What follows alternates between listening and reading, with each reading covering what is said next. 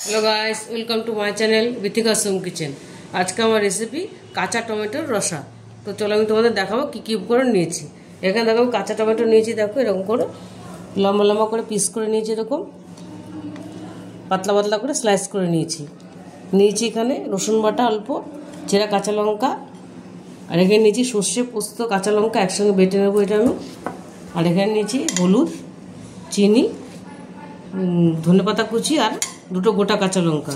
আর ফোড়নের জন্য নিয়েছি অল্প পাঁচফোড়ন, অল্প কালো সর্ষে আর একটা শুকনো লঙ্কা, আর নিয়েছি সর্ষের তেল আর নুন।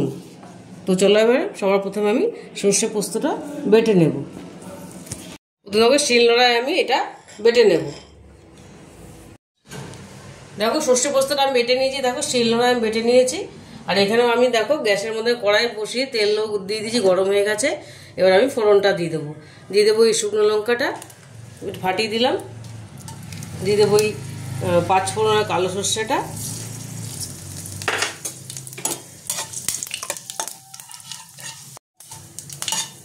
এটা এখানে ভেজে নিয়েছি।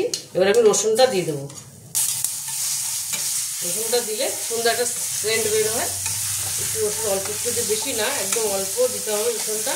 এবার আমি এই কাঁচা টমেটোটা দিয়ে দেবো। দেখো এবার এটাকে এর মধ্যে আমি দিয়ে দেবো নুন, এর মতো নুন দিয়ে দিলাম।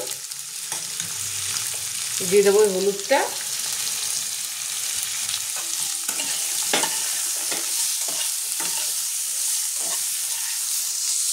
এটাকে হালকা একটু ভেজে ভেজে নেবো। এবার এটা হালকা ভাজা ভাজা করে নিয়েছি আমি। দেখো এবার এর মধ্যে আমি এই সর্ষে পোস্তটা গুলে রেখেছিলাম, এটা আমি দিয়ে দেবো। জল দিয়ে গুলে রেখেছিলাম। আর দিয়ে দেবো একটু জল, একটু সেদ্ধ হওয়ার মতো জল দেবো। দিয়ে দেবো এখানে কাঁচা লঙ্কা দুটো আর চিনিটা।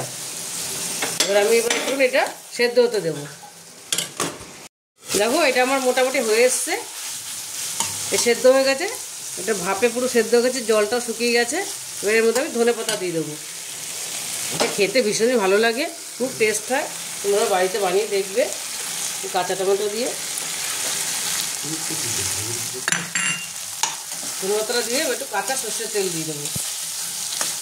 দেখো একটু কাঁচা তেল দিয়ে দেবো, আরও সেন্টটা আরও ভালো হবে। দেখো এটা মোটামুটি আমার রেডি। দেখো কাঁচা টমেটোর রসাটা আমার রেডি হয়ে গেছে। দেখো কি সুন্দর হয়েছে দেখতে।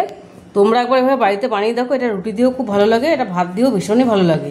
আর যদি রেসিপিটা তোমাদের ভালো লেগে থাকে তাহলে আমাকে লাইক, শেয়ার আর সাবস্ক্রাইব করতে ভুলবে না। টাটা।